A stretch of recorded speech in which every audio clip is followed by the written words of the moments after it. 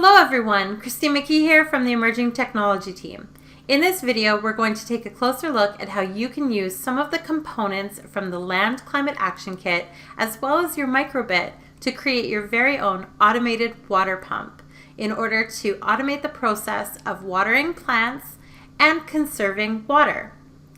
I will walk you through how to set up the hardware from the Land Climate Action Kit. I will take you to Microsoft MakeCode to show you how to build code for your Microbit as well as download that code onto your Microbit. Let's get started by taking a look at the hardware. In order to build our automated water pump, we are going to need the following components from our Climate Action Kit: the Climate Action Breakout Board, DC water pump, the moisture sensor, 5 female alligator clips, and water tubing. We will also need our Microbit and the USB cable to connect our Microbit to our device. Now, before we start taking a look at how to set up our hardware, let's talk briefly about the alligator clips that come in our Climate Action Kit. You will find 2 types of alligator clips in your Climate Action Kit. You will find a male alligator clip that has a pin with a pointy end. You will also find a female alligator clip that has the square black plastic on the end with a hole in the center to connect. We are going to be using 5 of the female alligator clips. So make sure you pull apart those alligator clips and pull out 5 for this project.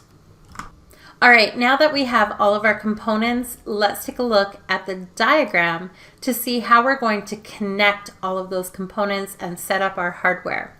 So the first thing I'm going to do is take my Climate Action Breakout Board and I'm going to connect the water pump with 2 female alligator clips. Notice that the water pump is connected to the 2 motor pins. The motor pins on your Climate Action Breakout Board look like little gear symbols, and you will see a plus and a minus, so a positive and a negative.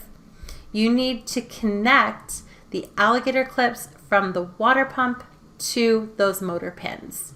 Now that you've connected your water pump, your breakout board will look like this. You will see the water pump connected by 2 female alligator clips to the motor pins on your Climate Action Breakout Board.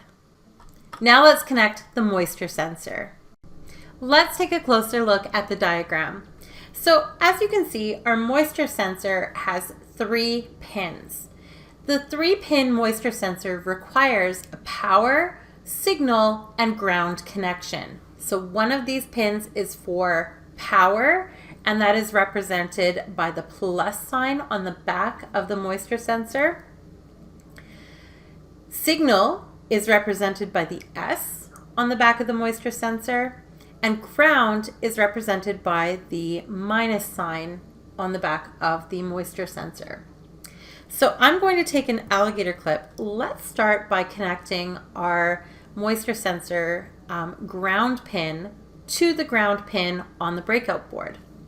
So I'm going to take the female end of my alligator clip and I'm going to simply push it on gently to the pin marked with the minus sign on my moisture sensor. I'm going to take the head of the alligator clip and I'm going to connect it to a ground pin on my breakout board. Now the ground pin looks like an arrow pointing to the left. I'm going to open the alligator clip and just stick it on. Now I wanted to point out, we don't want to stick it on like this because this will end up with a loose connection. We want to make sure we have a strong connection. So what I would recommend is pinching the alligator clip open and putting it into the hole of the pin so that this alligator clip head is standing up. All right, we've got the ground in.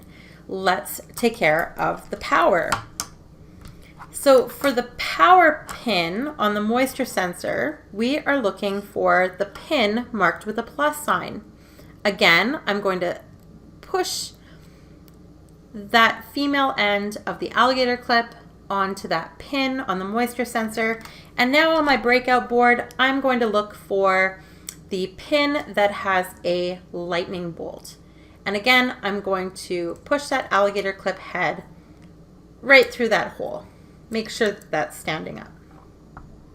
Okay, finally, I'm going to connect the signal from my moisture sensor to one of my pins on my breakout board. So I'm going to connect my female alligator clip on my moisture sensor, and I'm going to connect the head of the alligator clip to a pin. Now, moisture sensors can be attached at pins A, 0, 1, 2, 8, 12, and B. You have to make sure that whatever pin you attach the moisture sensor to, whether it's 0 or 8, you have to make sure that that's the number or the letter that you use when you're coding your microbit. We'll talk about that in a moment. So I'm going to attach this to 0, and again, I'm going to push that alligator clip through the hole of the 0 pin. Here's what my breakout board will look like so far. I have the moisture sensor attached with the 3 female alligator clips, and I have the water pump attached to the motor pins with the 2 female alligator clips. Let's finish setting this up by adding in our microbit. So in this bar in the center, I'm simply going to push my microbit in the slot, just push it down. The holes at the bottom of the microbit will be slightly covered. And the last thing I'm going to do is I'm going to grab my USB cable that I'm going to use to connect this to my device in order to transfer the code as well as power this breakout board. So I'm simply going to plug this in at the back of the breakout board, and I can plug in the USB cable to my computer. All right, now that we have our hardware set up, we are ready to go to Microsoft MakeCode to start coding our automated water pump. All right, here in Microsoft MakeCode, we are going to create basic code for starting and stopping our automated water pump so that we are in control. To get started, go to makecode.microbit.org, and we are going to create a new project. Give your project a name and click Create. This is going to launch the MakeCode editor, where you will be able to start building your code with block-based coding. Now, the first thing we do have to do is add in the extensions that we will need for the Climate Action Kit. So I want you to look in the Blocks menu and find Extensions. Click on Extensions, and we are going to search for Climate Action Kit. We see the Land Climate Action Kit. I'm going to click on it, and those extensions or blocks are going to be added to our MakeCode editor. So now you can see below Math, we have blocks for the pump, motor, soil sensor, and servos. Oh, as well as the touch sensor. All right, let's go back to basic and get started building our code. All right, so the first thing we're going to do is program what we want the microbit to do on start. Now, I like to have the microbit show me something on start so that I know that the microbit is working properly. So I'm going to go to basic, and I'm going to grab the show icon block and just put it in the on start block. Now I'm going to click on that drop-down menu and I'm going to select a check mark for yes. So the first thing that's going to happen is my Microbit is going to show that check mark when it starts up if it's functioning properly.